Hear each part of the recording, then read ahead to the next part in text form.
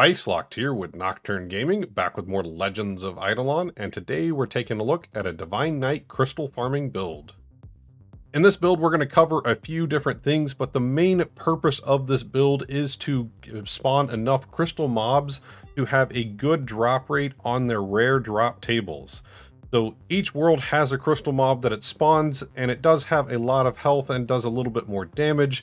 So you do need to be able to kill these mobs effectively to make this build work for you. So you are going to need a decent amount of damage depending on which world you're using this build in.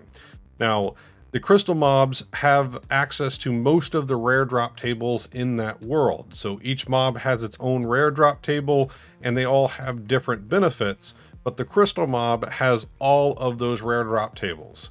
So this includes things like statues and golden foods, and even the lucky lads and silver pins. So the main purpose of this is looking for the rare drops, and this is going to be the most effective build to farm those drops. For this build, we're looking for a couple of things. The first thing is going to be having enough damage to be able to clear these mobs. You don't need to get into the multi-kill territory for this build to be effective, but if you do have it, then you are going to see a little bit more results. So more damage isn't a bad thing, but our primary focus is going to be on drop rarity, as well as something called crystal spawn chance.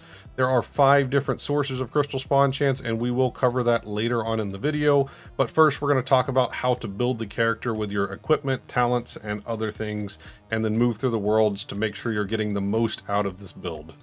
So starting with our talents, this is going to be on a character that has an excessive number of talent points, so I do have enough points to max everything out. However, if you don't, just try to follow the prioritization that I'm going to go through and max out things as you can, but make sure you get at least a few points in the main things. So to start with, we're looking at our basics, which is sharpened axe, gilded sword, and meat shank. These are your 3 biggest priorities for damage. After that, this is an active build, so we can ignore idle brawling, but if you do plan to AFK on this character, then having some points in idle brawling will help you out. From there, it's going to be your base stats, which is your strength and wisdom for accuracy. So if you need more wisdom to hit the accuracy cap on the mobs that you're killing, then put enough points into Book of the Wise first for your accuracy. From there, your strength, Fist of Rage is going to give you your main damage source, which is from strength. And then at this point, things become more optional, and we don't need to spread our points out over everything as much at this stage. But if you have enough excessive talent points, Health Booster does help out the Divine Knight. And from here, everything is purely optional if you want more star talent points, or you have enough stats to get more damage from quickness boost from your alchemy bubble and things like that. But everything at this point is completely optional. On tab 2, we have our next big priority list, starting with carry a big stick and strengthen numbers for your 2 big damage bonuses. From here, it depends on the gear that you have. If your gear is on the lower end, then I would start with absolute unit and make sure you have at least 1 point into firmly grasp it, as 1 point does give you a free 15 strength while this is active. But strength in numbers does give you a good percentage point to your of your equipment's strength back to your character. So at max level, it's a little over 400%, and this is going to give you a decent amount depending on how much strength your character has. From here, you need to have at least 50 points into Power Strike and Whirl, but as this is an active build, I do recommend maxing these out as soon as you can, and then we can move into Health Overdrive for a little bit more health, which can give you a little bit more damage. Don't forget Double Strike. This is probably a little more important than Health Overdrive, but it depends on where your character is at.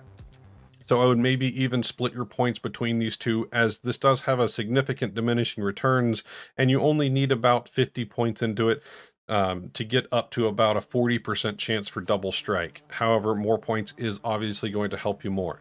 If you have the points left over, Hungry for Gold is really good, especially if you have the Beanstalk unlocked in World 6. But if you don't, then it's based on how much golden food that your character has. So this is my last priority for this build. Moving on to tab 3, we're going to start with Strength some more to get more max talent points in Fist of Rage, and then the Precision Power is the next big deal for damage. You need to have at least 1 point into Shockwave Slash to get any damage from talent points in tab 4, so make sure you get at least 1 point into here. And then I do like having points into Dagger Ring at this stage to get the damage, which also gets upgraded in the talent in tab 4. From here, make sure you have points into Blocky Bottle, as this does raise the level of your meat shank. However, make sure you're not over upgrading this, as it is based on your first orange bubble in alchemy. So this also does not get reset, so you can put the points into this talent and then reset your talent tab to be able to maximize meat shank. From here, we're looking at more damage from Shieldiest Statues, from the power, and then Fistful of Obols for more strength. If you're struggling to fill out tab 2, then make sure you have points into Back to the Basics. Everything else on this page becomes completely optional, and it's up to you if you want the construction bonuses or if you need like mastery or defense to help you on your active farming. Moving on to tab 4, this is where we get a little bit more of a priority system, and there's some wonky numbers in here, but our first thing is going to be our active talents, which is really going to make this active build work. So the first one is Orb of Remembrance, and this has a duration. Now, if you put too many points into this, you're actually going to go over cap, so you only need 269 talent points in this build if you have the post office box. You will need a few more talent points in it if you do not have the cooldown reduction post office box, but the goal is that you get your orb to last the same duration that your cooldown is. So I have the post office box and my cooldown is 138 seconds. So we just need to put points into it until we get to that 138 seconds or so.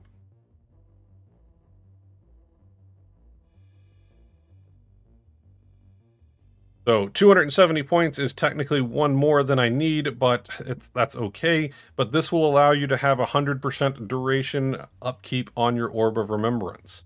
After this, make sure you have at least 1 point into Divine Interaction, as this is your respawn skill, so you want this active at all times. From here, you want points into Nightly Disciple. If you have enough points in this, you can get multiple statues up, which is going to help you farm all of your mobs much faster. From there, your next priority is going to be into Imbued Shockwaves, as this is going to help out your wave clearing of the mobs. This allows you to basically use the same attack that Shockwave Slash is, but it uses it on your auto attacks as well.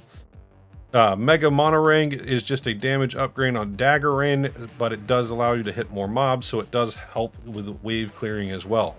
From here, your priority should be Symbols of Beyond up to the nearest 20, so 240 would be ideal for me, but I have enough talent points that I don't need to worry about that. At this point, if you have enough excess talent points, then you can put into Skill Strengthen, as this does give you a base amount of strength, and then Family Guy for a little bit more damage as well. Everything else on this page is optional.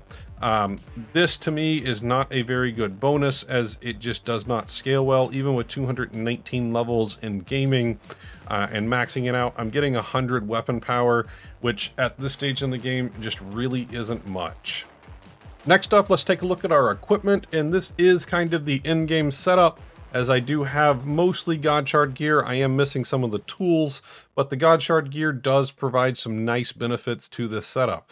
For one is it gives you a ton of base strength, weapon power, and it also gives you drop chance and multi-kill per tier. We don't care too much about the multi-kill, but the drop chance is very nice. So each of these pieces give those same bonuses in various amounts.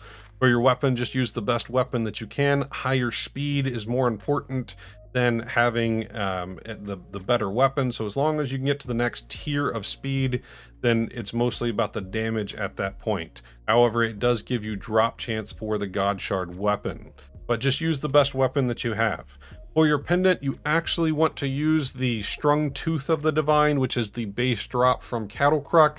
However, I just don't have that right now, so I'm just sticking with my Divine Scarf, as it does give me more damage. And it does help with mob respawn, which is also a little weird in the way that it works at the current stage with the revive skills and in World 6. For your rings, just using the Emperor's Obol for the most damage and all stats. And then for your equipment, you can get quite a bit of drop rate here. First up is Siege Captain's Cap to give you 10% drop chance. the Divine Trophy, which gives you 42% more drop chance, the Molten Cloak for 30% drop chance, and the new Balling Name Tag, which gives you 40% drop chance. If you happen to pick up the keychains that give you 25% drop chance, they are best in slot for this build.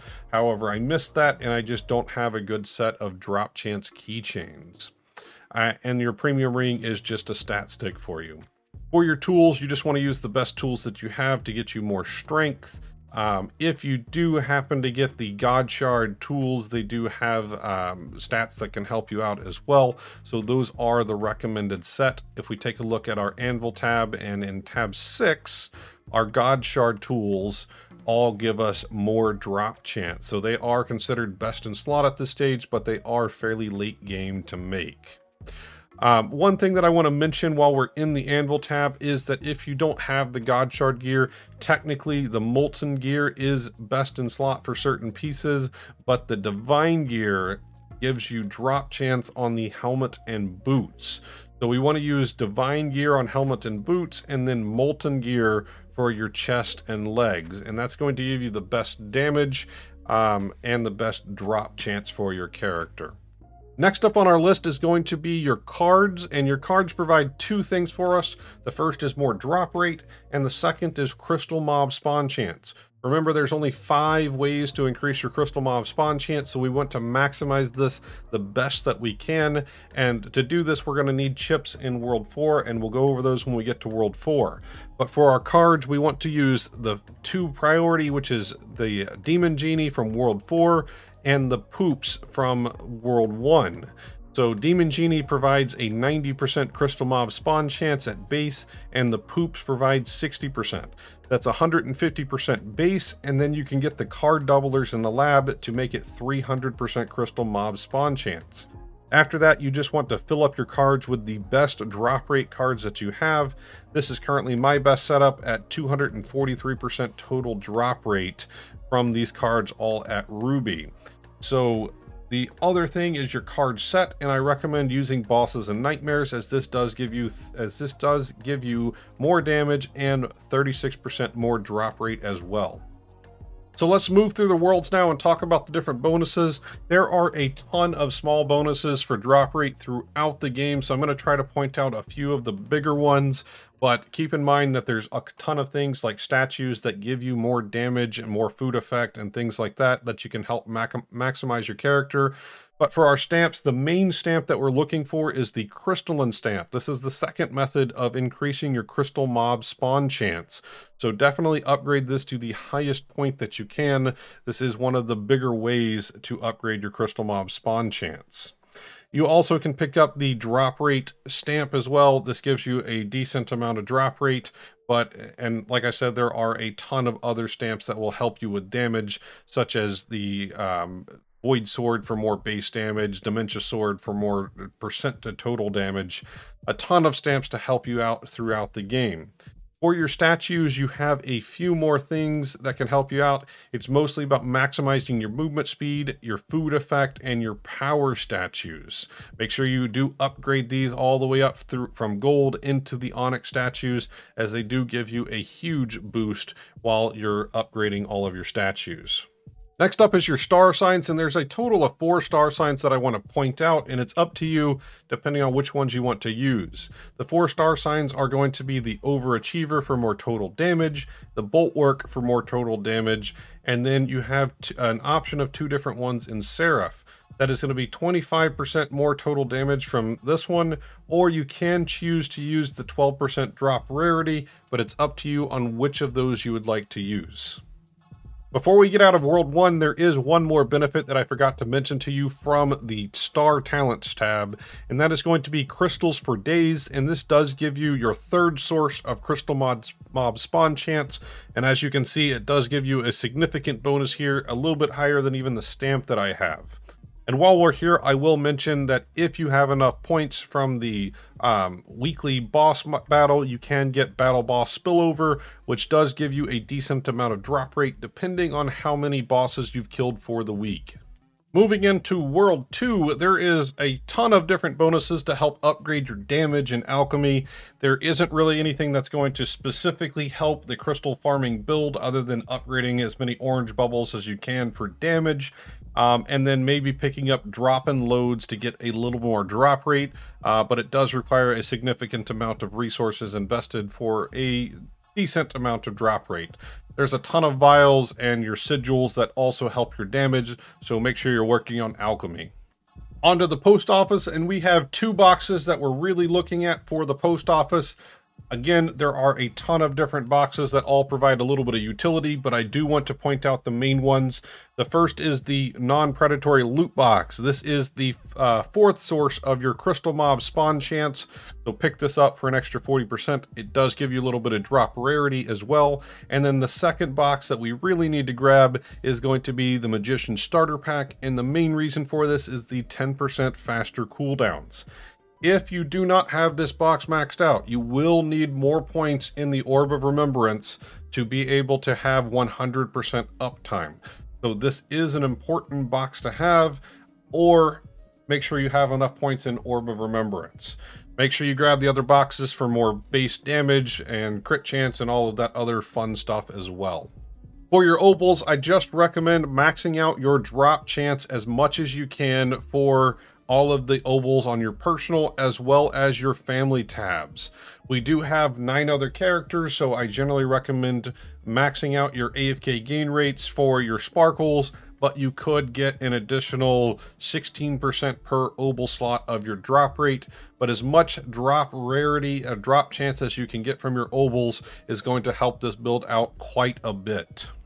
And we're in World 3 now. There are 2 major sections to talk about here. The first is going to be your prayers. The main thing that you need from your prayers is Midas Minded, as this gives you a ton of extra drop rate.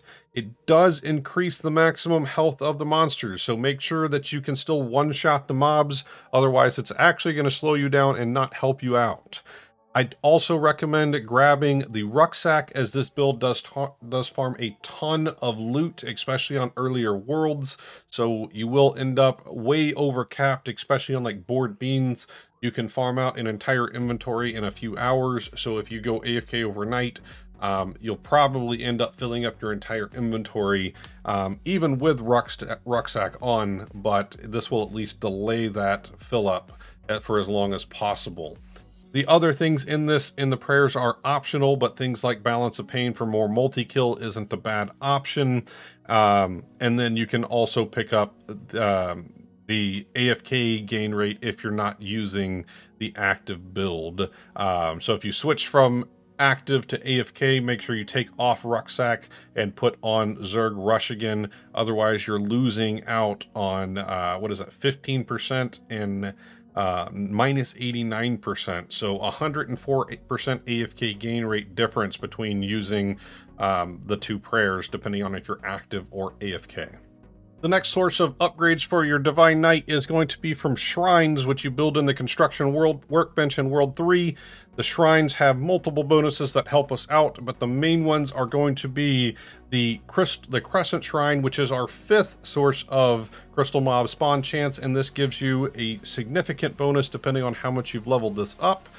So make sure you have that active in the area that you're farming, or at least have the bonuses to make them spread through all of the worlds.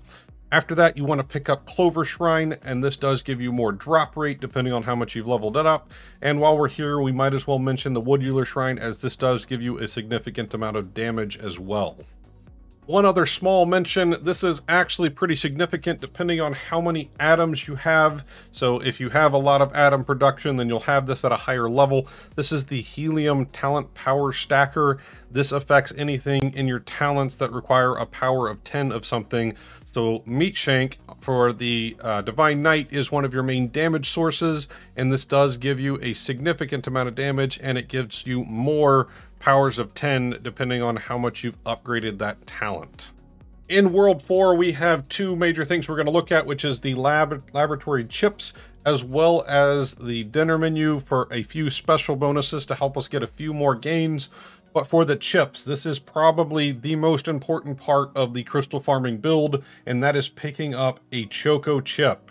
The Choco chip gives you a 75% chance to spawn a crystal mob when one of them dies. So that means every time you kill a crystal, you could spawn another one, and it's just, they stack up like crazy because you'll kill one, it'll spawn another one, now you've got 2 on the map, and now you're killing 2, and they can just keep stacking up like that. So you end up with a ton of extra crystal mobs that keep spawning out, and it makes a significant difference if you have this Choco chip or not. It is almost not worth crystal farming if you don't have the Choco chip. You can still do it, but your gains are going to be much worse. For the other chips in the laboratory, I also extremely recommend picking up at least 1 set of the 2 card doublers, as this is also going to help your crystal mob spawn chance by another 150% based on the cards that you have. After that, I just use all 4 of the doublers, as this gives me a little bit more damage, more mob respawn, and so on and so forth. So this is the setup that I use for my Divine Knight when I am crystal farming. I did want to mention, while this is available, the chocolatey chip does only come up in the shop a few times a year, and I recommend that if you don't have the chocolatey chip already, that you save up the required materials to be able to purchase this as soon as you can. It does require a total of 200,000 pinion spurs from the anvil, and that does take some time depending on your account progress. It also requires cheese from the dinner menu and 100 of the spices in the pet territory. So those different spices and items can take some time to grind, so make sure you save that up. For this build in particular, we don't need a whole lot of damage, but having damage does help from any source. The dinner menu does have several meals that give you bonuses to damage, but one of the things that I want to mention specifically helps out the Divine Knight build is having basic attack speed. This helps you attack faster, but that also means you're moving faster. Because of the way that the auto works, is you won't actually start moving until your next attack is ready, so you'll end up wasting more time if you don't have enough attack speed. So it'll help produce a few more gains for you by upgrading the cauliflower in the dinner menu. In World 5, there are a ton of bonuses to help upgrade your damage, your all stats, all of those things, but there's nothing that's going to be specifically necessary for the Divine Knight Crystal build. So as you progress your divinity, your gaming, and your sailing, you're going to get some damage bonuses, which will help you out, but there's nothing you need to specifically farm for World 5. For World 6, there are a ton of different bonuses to help out your damage and other stats across your account. I will mention it looks like we're going to have a few bonuses from the Summoner's Table for drop chance. There are a ton of bonuses available in the crop speed for more damage, more money, things like that. And then lastly, I do think it's worth mentioning the Golden Beanstalk, which is available through the Jade Emporium. The Golden Beanstalk does give you quite a bit of bonus stats to your account, including total damage, accuracy, maximum health. So it is worth picking up the bonuses as you get into World 6, but nothing is going to specifically help you do better crystal farming on your Divine Knight other than just more damage. So we basically have our build completed at this stage. There's just a few more intricacies to make this build work. The first thing is going to be setting up your attack talent bar to give you the most damage and most uptime on your abilities. So the first thing is going to be having Divine Orb in place. Make sure this is in the first slot to give it the best uptime possible. After that is the Nightly Statue. You want to do this so that you can possibly have 2 statues up at any given time. Ideally, they get placed farther apart than being right on top of each other like this, but that's okay. So depending on the cooldown on your Knight statue and your duration, this is possible to have 2 statues out at any given time. After that, it's Divine Intervention to make sure you have your respawn skill up at all times, and then you want Shockwave Slash and Dagger Ring. After that, Firmly Grasp It and the Power Slash and Whirl get thrown on the action bar just to help give you a little extra damage if you have some downtime in between your other skills. The next big thing is choosing the right map for your Divine Knight to farm on. So there's some specific maps in the different worlds that I'll point out, but the main priority is that you have maps that have basically between 2 and maybe 3 levels of mobs to farm. So the more levels that so that your statues can hit the entire level. As you can see, the shockwave goes across the whole map here. You only want 2 or 3 levels of this, otherwise your statues can't hit everything. So looking at the map, we'll start in World 1. The first priority is going to be the board bean map. There is only 2 platforms here that the board beans spawn on, and this is the very beginning of your crystal farming. It is one of the places you will spend the most time crystal farming, as there's a ton of benefits from your statues to hot dogs to the golden food that you get. So you'll need quite a bit of time here in the board beans map.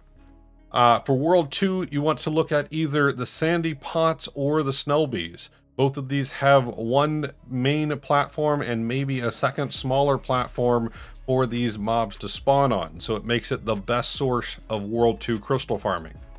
For World 3, your best is from the Night Eptunes, and this is going to give you a lot of your crystal spawn rate, and you only have 2 major platforms that they spawn on. There is technically a 3rd level here, however, your statue can still hit it while it's on this middle platform on the bottom.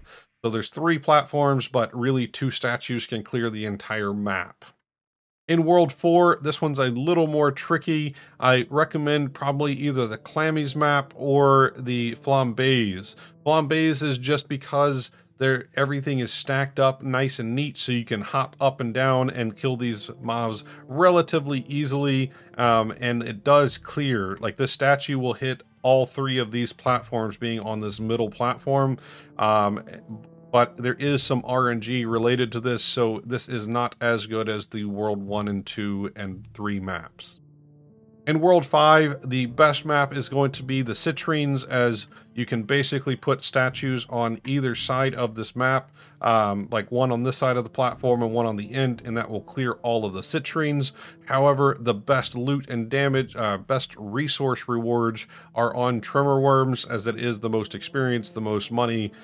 So all in all, farming on Tremor Worms is another great option. For World 6, you really want to farm on the mini chiefs, as these only have 3 platforms, and your statue being on the middle platform here can actually hit 2 of these platforms, and then the top one ends up being wave cleared by your Divine Knight pretty simply. Remember to hit that like and subscribe button and drop a comment if you're enjoying our videos. And a huge shout out to our patrons. Your support means the world to us. And if you would like to become a patron, check out the link in the description for more details. And be sure to visit our merch store so you can get some pretty cool stuff.